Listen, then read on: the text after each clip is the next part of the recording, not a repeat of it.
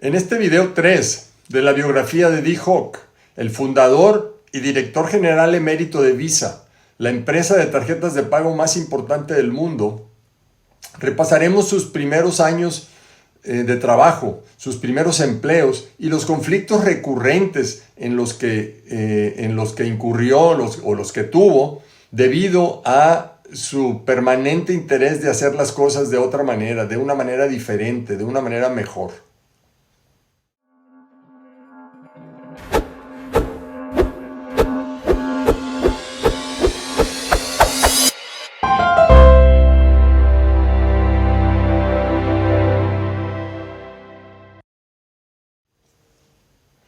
Hola, soy Carlos Villanueva, empresario mexicano y autor de la saga y el programa Pienso, Luego Emprendo para desarrollar una mente fuerte y positiva y vivir con propósito y principios éticos que te lleven a la salud, la riqueza, la paz mental y la felicidad.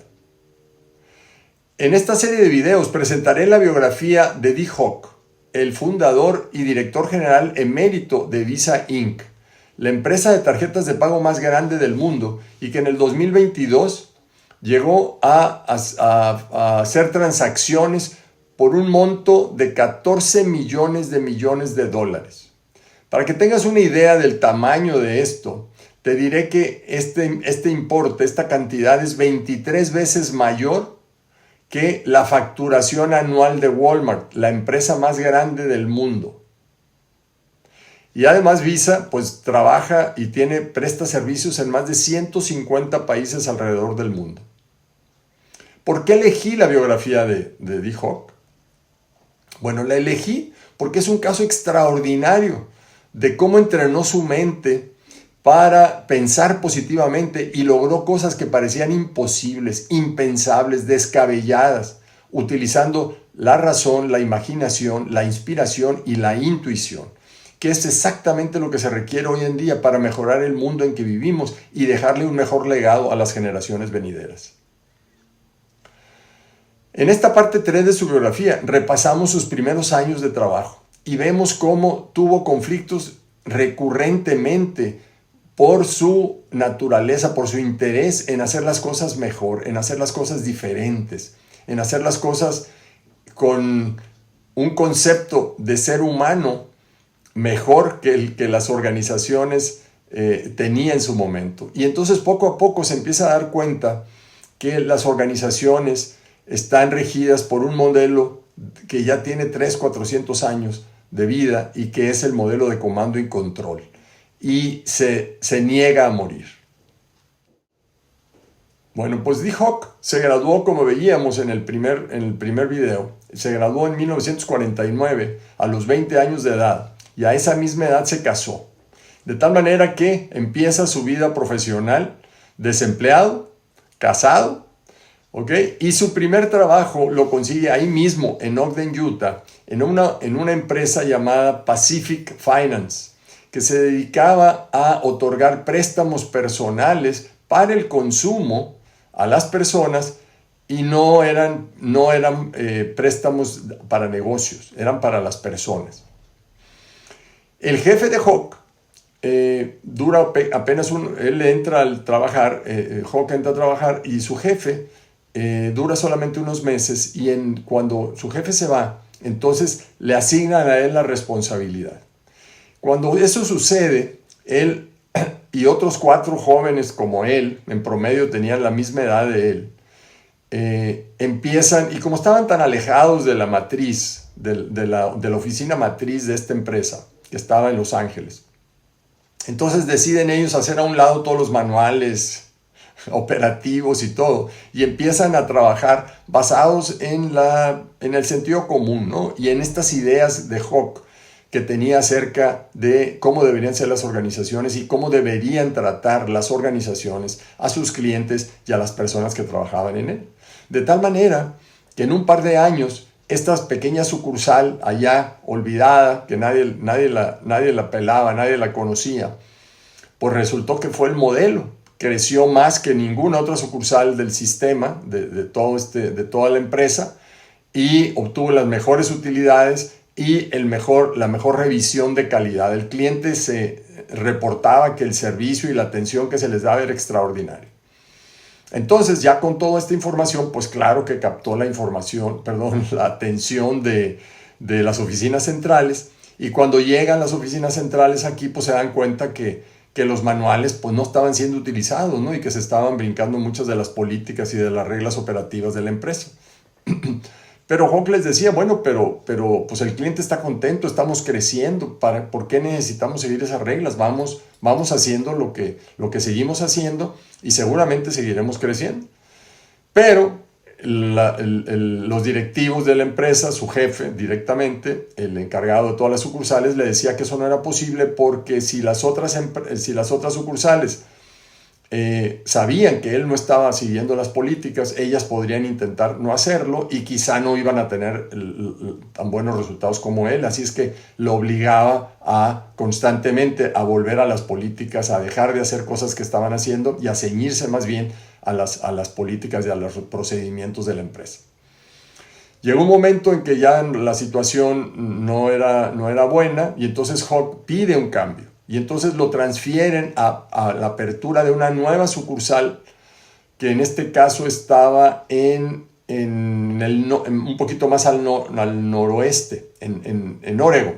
Bueno, entonces él llega y en 3 meses puso la sucursal en números negros, con buenas utilidades y con muy buenos planteamientos. Pero pues otra vez volvió a captar la atención del corporativo. El corporativo volvió a insistir en que tenía que ceñirse a los lineamientos, y él se oponía a seguir haciendo cosas que para él no le hacían mucho sentido, y que además no solamente no ponían en peligro a la empresa, sino que la ponían en una posición favorable, ¿no? Como era el caso ya. Pues aquí duró solamente 1 año y entonces el corporativo lo mueve. Él dice que dice, me lo quisieron vender como una promoción, pero en realidad lo que ya no querían era que yo siguiera, digamos, en el área de sucursales, porque aunque los resultados eran buenos, pues no seguía yo las reglas del juego. Entonces me llevan a Los Ángeles, a un área de mercadotecnia, para promover el desarrollo de sucursales, ¿ok? Pero dependía del área de mercadotecnia y me asignan a un señor Simmons, decía él, para que me enseñara lo que había que saber. Y pues eso implicó el movimiento de mi familia, ¿no?, a Los Ángeles, lo cual nunca me gustó, porque pues era una ciudad totalmente nada que ver con la ciudad o con el entorno en el que yo estaba acostumbrado a vivir. Y bueno, pues en una ocasión, dice, recién a las pocas semanas de yo estar ahí, entra el director de mercadotecnia a mi oficina y me dice que muchos de los clientes no muchos, pero algunos clientes cuando llegaban al área de los directivos y estaban buscando a los directivos, no había suficiente señalamiento, o sea, no encontraban las oficinas de los directivos. Y entonces le dijo a Hawk que le encargaba que él se hiciera cargo de esa situación y que le reportara el avance de lo que él estaba encontrando. Entonces inmediatamente vio Hawk aquí la oportunidad de hacer algo, entonces va a su escritorio y ahí compartía el área, la oficina, con este señor Simmons que le habían asignado para que le enseñara. Y entonces le pregunta Hawk a Simmons, oye, le dice, ¿tienes por ahí alguna empresa que se dedique a hacer letreros y señalamientos y todo lo demás? Porque me acaban de pedir que mejore la forma de señalar aquí las oficinas, y para que la gente no batalle cuando venga a buscar a los directores. Y pues les voy a hablar, pues para, ya sea que hagamos anuncios, o sea, letreros que se sostengan por sí mismos, o que los pongamos en la pared y todo lo demás. Y entonces al otro se abre los ojos y le dice, ¿pero cómo? ¿Qué vas a hacer? Le dice, pues lo que te estoy diciendo. Y le dice, no, espérate. No, esto no se hace así aquí. Y entonces Hawk le dice, estás bromeando, ¿verdad? Le dice, no podía creer eso. Y le dice, no estoy bromeando. Déjame te explico cómo se hacen las cosas aquí. Y entonces se lo lleva a la hora del lunch y le explica que la instrucción que le acababan de dar a Hawk no era para que hiciera las cosas, era para tener un proyecto, para que en el reporte del corporativo de mercadotecnia apareciera Hawk ya con un proyecto asignado, ¿ok? Y que estaba en proceso. Dice, porque todo lo que se relacione con los directivos es importante. Y por lo mismo, no se puede hacer rápido, toma tiempo el resolver los problemas. Y entonces empieza Simmons a explicarle a Hawke poco a poco cómo se manejaban las cosas, y entonces empieza él a armar lo que se llamó el proyecto de señalización, y entonces empieza a involucrar a los otros, reúne la información de las empresas, de varias empresas de señalización y de letreros, ¿ok? Arma una presentación y se la va presentando a los diferentes directivos, dice, con el objeto de que los directivos pues empezaran a tener opiniones, y todas estas opiniones fueran retrasando la decisión, de que pudieran reportar que ya van avanzando, que ya había presupuestos, que ya había cotizaciones, que ya se les estaba presentando a los directores, pero no había una decisión todavía. Y entonces se da cuenta Hawke que en realidad, bueno, y también se lo comenta a Simmons, le dice, no, es que dice aquí, en empresas como esta, dice, el propósito se cambia por el procedimiento, dice, y el método se cambia por el resultado. Es decir, lo que importa no es el resultado, es el método. Y lo que importa no es el propósito, sino el procedimiento. Entonces Hawke se queda sorprendidísimo, dice, ¿pero cómo? Y entonces se da cuenta de la forma en que operaba este Simmons, al cual respetaba y pensaba que era una gente muy inteligente. Y dice, la diferencia de Simmons con relación a otras personas que yo veía ahí, es que Simmons no se hacía ninguna ilusión. Él sabía que estaba jugándole, estaba entrando en un juego, pero él estaba perfectamente consciente del juego y sabía jugarlo. No estaba contento, odiaba su trabajo, dice, pero no se pensaba, no se creía el juego en el que estaba metido. Y en la primera oportunidad que tuvo salió del negocio, salió de la empresa y salió de los negocios, dice, buscando otro lugar en donde él pudiera, se refería a Simmons, ¿no? Simmons fue el que salió, en el que pudiera utilizar más su potencial, no su conocimiento.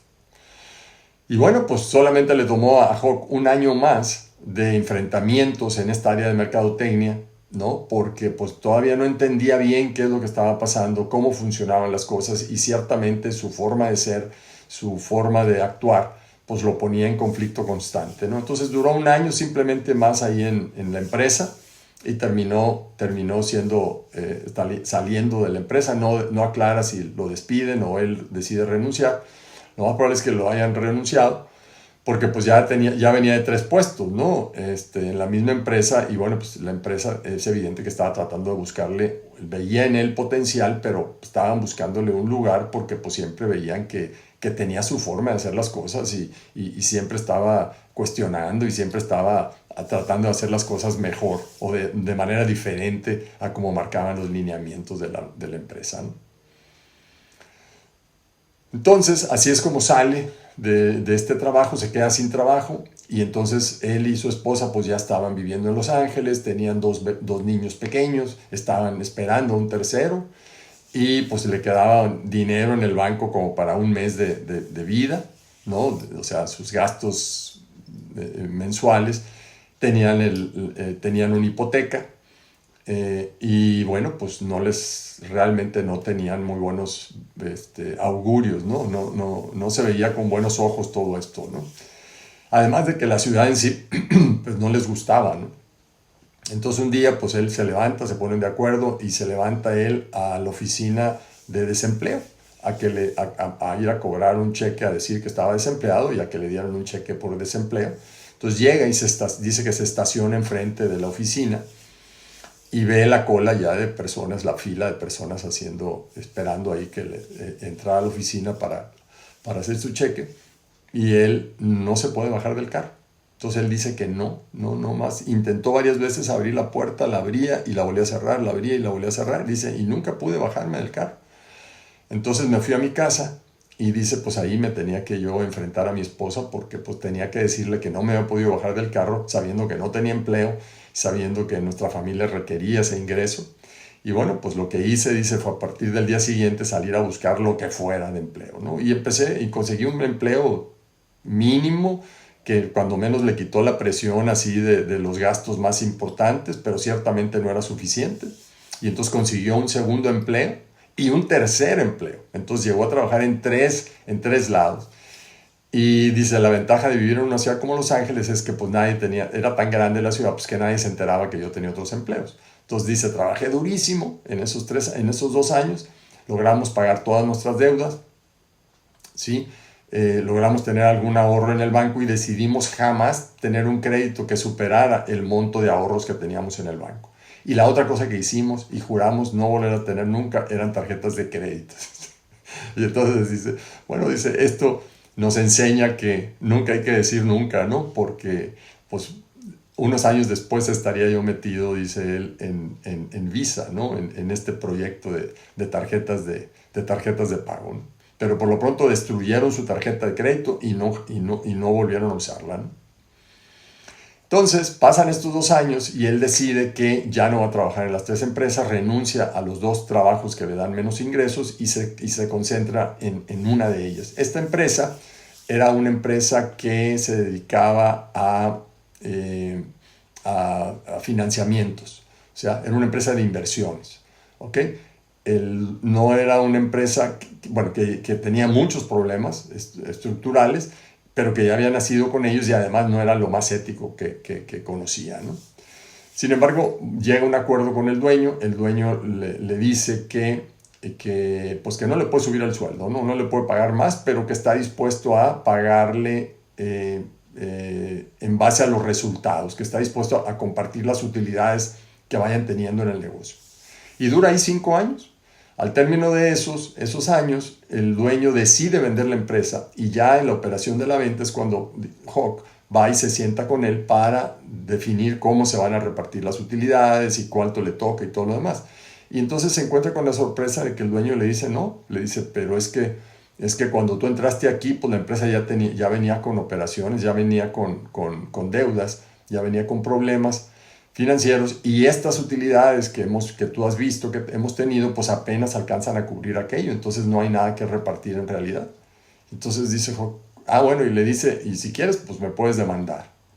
Entonces Hawk se queda, pues ¿cómo? O sea, ¿yo qué culpa tengo de lo anterior? Pues yo a partir de que entré pues es de lo que habría que repartir en todo caso, ¿no? Pero como él nunca había entrado en pleitos judiciales ni nada, aun cuando él trabajaba en empresas financieras que daban crédito personal, nunca había recurrido él a las instancias legales para resolver los asuntos y siempre lo hacía con negociaciones y con persuasión y todo. Así es como llegaba a la negociación. Entonces dijo, pues no va a ser diferente ahora. Entonces va con el jefe y le dice nuevamente, ¿sabes qué? Le dice, parece ser que tú necesitas más el dinero que yo, quédate con mi parte, no te preocupes, yo me voy. Bueno, cuando Hawk renuncia entonces a esta empresa de inversiones en Los Ángeles, consigue un empleo en Seattle, en Washington, y entonces se mueve para allá a una empresa que se dedicaba, era una empresa financiera que deseaba entrar al negocio de los préstamos personales en donde Hawk tenía experiencia. Y entonces se va con ellos y trabaja con ellos algunos años, ¿ok? Trabaja 4 años con ellos y también, bueno, pues vuelve a presentarse la misma situación de conflictos con las reglas del juego. Hawk pensaba que las cosas se podían hacer de otra manera, las hacía, tenía resultados, pero se salía de las reglas, de los procedimientos, de las políticas, y entonces chocaba, ¿no? Chocaba constantemente con su gente hasta que finalmente termina saliendo de la empresa y 16 años después, dice él, en donde ya se había dado cuenta que la forma de operar de los negocios, de las empresas, de las instituciones, era bajo el modelo de comando y control, y él definitivamente nunca se había ajustado bien a este modelo y siempre estaba proponiendo nuevas formas de hacer las cosas, más del lado de la negociación, más del lado de la persuasión, más del lado del reconocimiento de las diferencias de las personas y cómo podían a partir de esas diferencias encontrar puntos mejores, digamos, de acuerdo para hacer las cosas de mejor manera. Entonces sale de la empresa y bueno, pues aquí empieza una nueva etapa de su vida que la vamos a ver ya en la siguiente entrega. Entonces pasemos ahora al resumen lo importante, digamos, las reflexiones más importantes de estos primeros 16 años de vida profesional de Job, ¿sí? Bueno, la primera conclusión, la primera reflexión es que después de estos 16 años, Job llega a la conclusión de que desde el punto de vista de las empresas con las que él había trabajado, ¿sí? Él era un completo fracaso. ¿Por qué? Porque no se ajustaba a las políticas, a los procedimientos, a los reglamentos que las empresas ponían, y entonces ellas estaban ejerciendo el modelo de mando y control. Yo aquí mando, tú obedeces, yo controlo, tú haces lo que yo digo. Y en la era industrial pues era que todo el mundo tenía que conformarse con esas reglas, todo el mundo tenía que, no conformarse, sino actuar de acuerdo a esas reglas, no te podías salir de ahí, ¿no? Y bueno, pues él se da cuenta que con ese criterio, pues él totalmente estaba fuera de la liga, porque pues ya eran 4 o 5 empresas en las que había estado, y, bueno, o puestos en los que había estado, y entonces había tenido un mismo problema, y pues él preveía que los futuros empleos pudieran ser muy parecidos a ese, ¿no?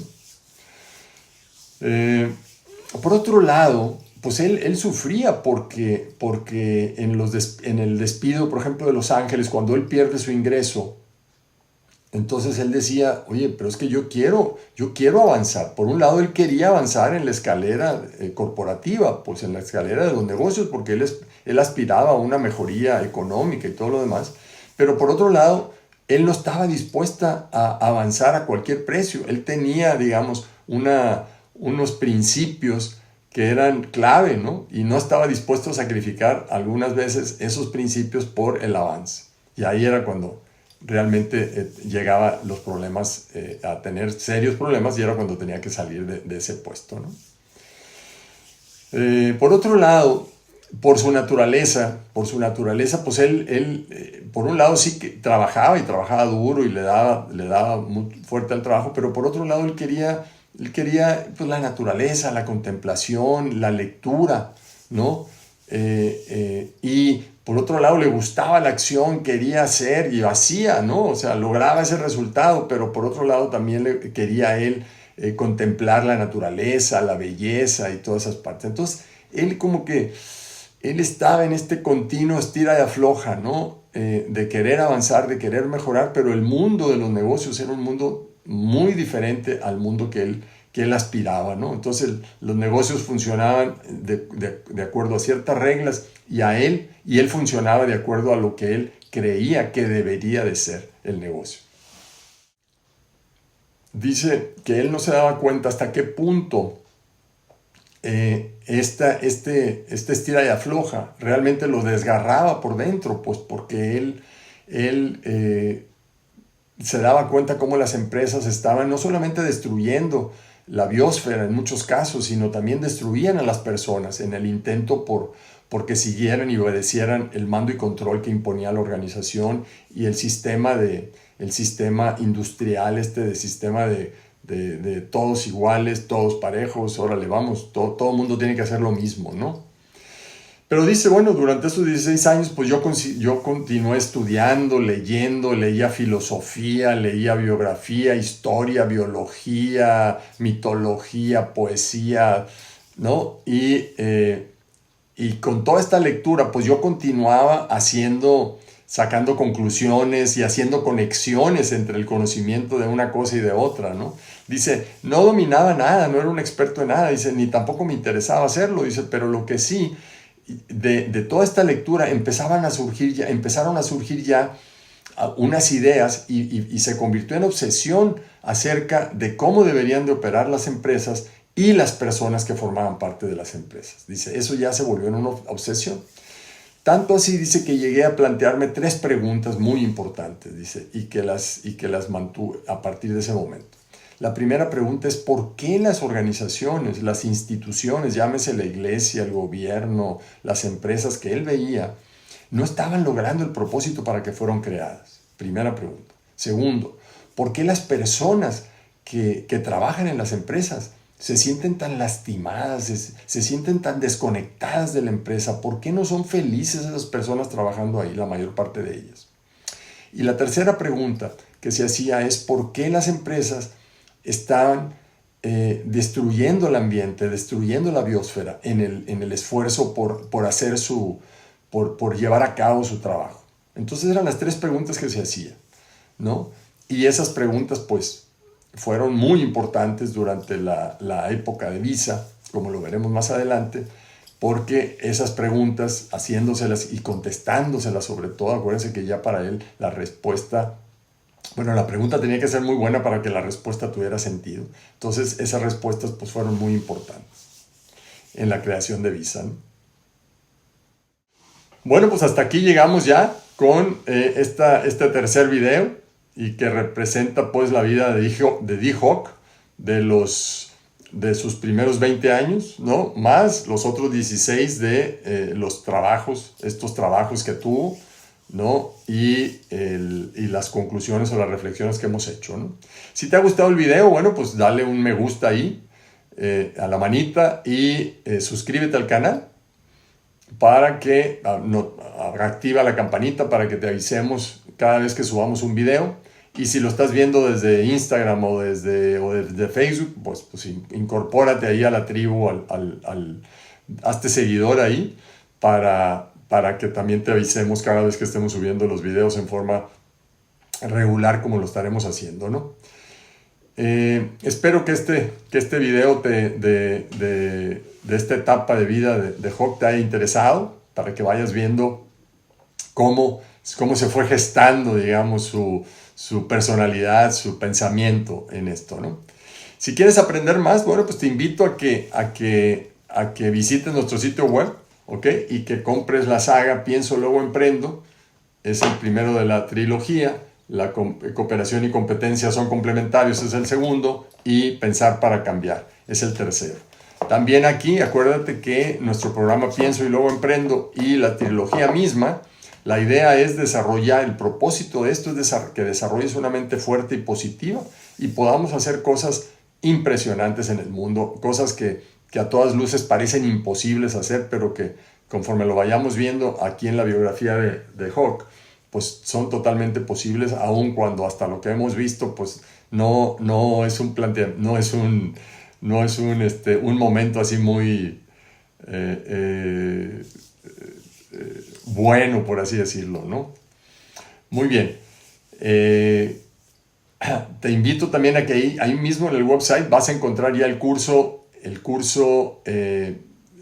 Ser Humano Integral, que es el primer curso que estamos lanzando en línea para que te inscribas, lo compres, ¿ok? Va a estar disponible ya en los próximos días y próximamente seguiremos subiendo más webinars, te avisaremos de eventos en vivo, de otros cursos, de talleres, etcétera, de tal manera que podamos ir avanzando y el programa vaya complementando la educación que ya tienes, ese conocimiento que ya tienes para continuar desarrollando esta mente fuerte y positiva.